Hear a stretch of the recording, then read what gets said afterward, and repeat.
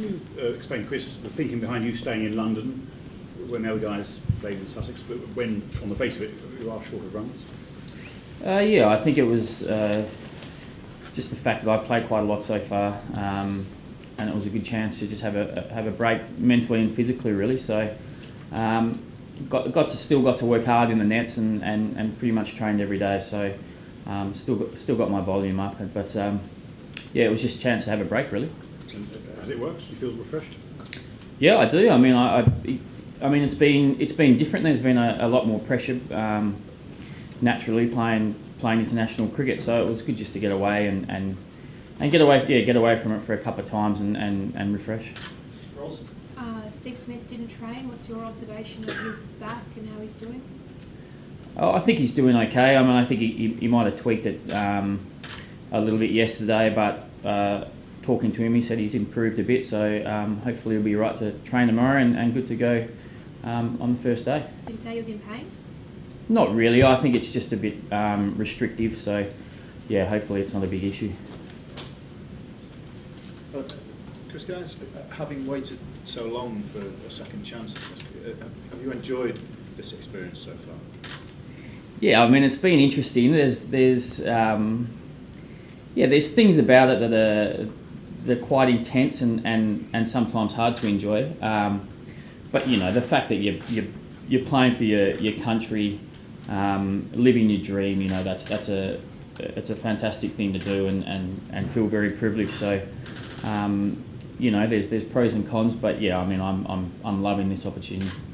Did you know how hard, challenging it was going to be, Chris? I know you played that one match 5 years ago or so, but is this different from anything you've experienced as a player before in a long career? Yeah, look, I'm not naive enough to know that this wasn't going to be the case. You know, the pressures that come playing international cricket are you know, far more than domestic cricket naturally, but. Yeah, I mean, it's still quite hard to experience once you're in. You know, just the scrutiny, I guess, that comes with it, and particularly as we haven't played to the standard we would have liked to, and myself individually. So yeah, that's been tough to take in some respects, but you know, like I said, I knew this was going to happen, so I've just got to get on with it. Sorry. David Warner's back with the squad, and I know not been back that long with it, but how do you describe his mood and the way that he's sort of reintegrated with the squad again? Yeah, I mean, Davey brings a lot of energy to the group always. You know, he's just one of those guys. He goes at 100 miles an hour, so you know, it's fantastic to see him get runs. He's such a destructive player that if he bats for a while, he could put some real pressure on England. So yeah, I mean, if he plays, then hopefully he does well. He can, you know, have one of those game outs and help us win this next test. But fair to say his experience and aggression have been missed. I mean, I guess in a way you pinpoint the batting that's been a bit disappointing in the series. So he would add a bit more oomph into the lineup. Yeah, I mean, he's one of those ones. Opposition know that they have to get out quickly. I mean, if he bats for a while, he can take the game away. You know, like a Gilchrist used to do. So,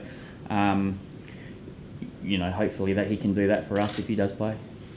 Right from the outset, Darren Lehman said you and Shane are going to be the openers for this series. Has he reiterated that support, despite obviously 2 difficult Test matches, and when someone like David comes back in, has it been made clear that he's competing for a middle order place rather than competing with you and Shane?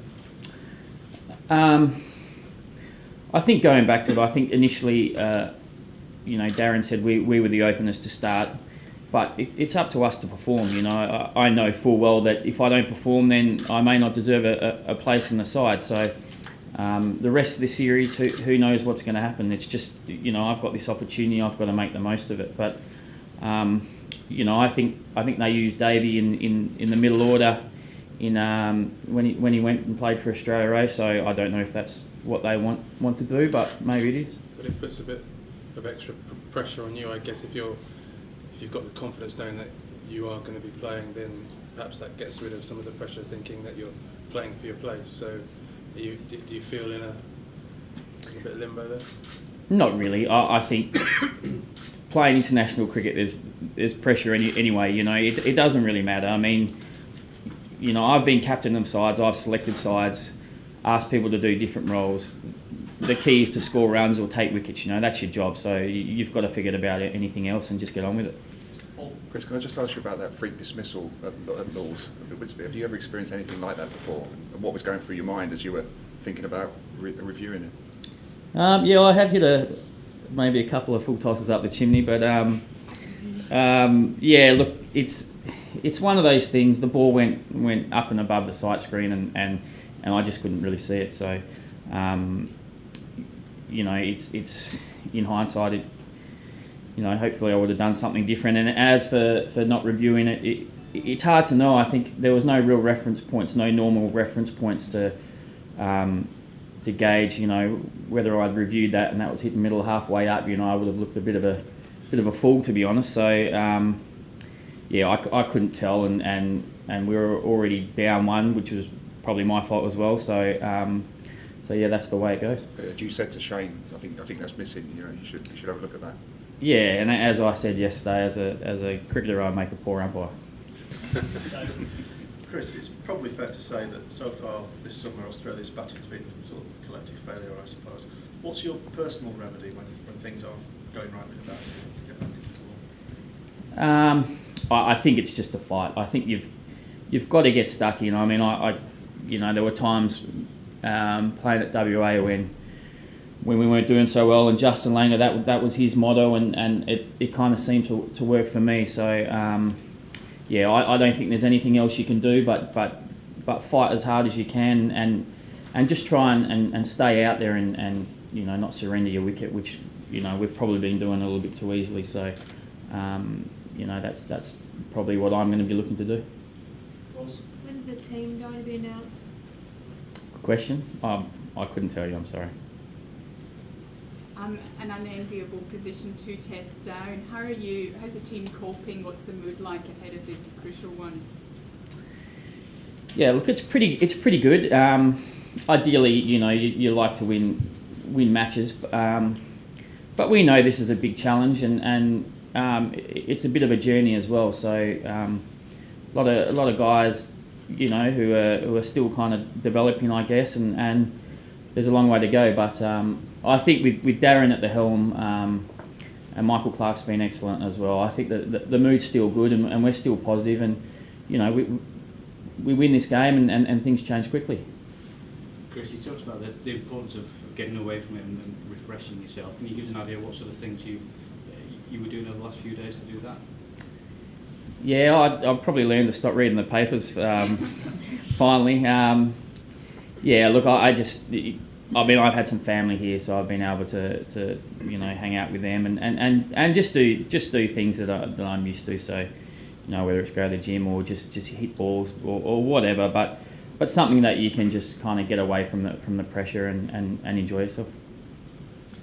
Chris, the line you use there, as a cricketer, I'm a poor umpire. I know you're joking, but you're new to coming to Test cricket now. Is that something you have to work on with the reviews? You know, you genuinely have to take that seriously rather than.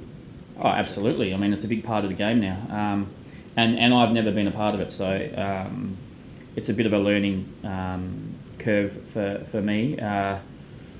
And yeah, I mean, we as a side probably need to be better. I think England have used it quite well, and us maybe not as well, but you know, that's just another thing that we need to do better as you know, the rest of our skills. Have you talked about it specifically with Shane, because he was with you in London, wasn't he? It sounds daft that you talk about reviewing and things, but is it a subject you've talked about? Yeah, we have spoke about it. Yeah, I mean, it's hard to tell. It's hard to know at times. But yeah, we have spoke about it, but I'll probably keep that to myself. So with the whole idea of getting refreshed before this test match, is sometimes the team bubble and team environment is staying in London as much sort of having a break from each other as much as, you know, having sort of time to yourself? Yes, I mean, I would have been happy to go down and to Hove as well. It's not so much that. I mean, I'm pretty new to that bubble anyway. I guess Watto, you know, had his wife here and child, so that was good for him. But But yeah, I mean, it's a lot of cricket and it's a lot of intensity, and just to get away can help. So hopefully it will. When you get out, like you did at Lords, in the second innings as well, actually, I guess, is it kind of worse getting out in those manners than, say, just nicking off an away swing? Good question. I couldn't answer you with that one. Yeah, look, I've got out in various ways, I guess, and a little bit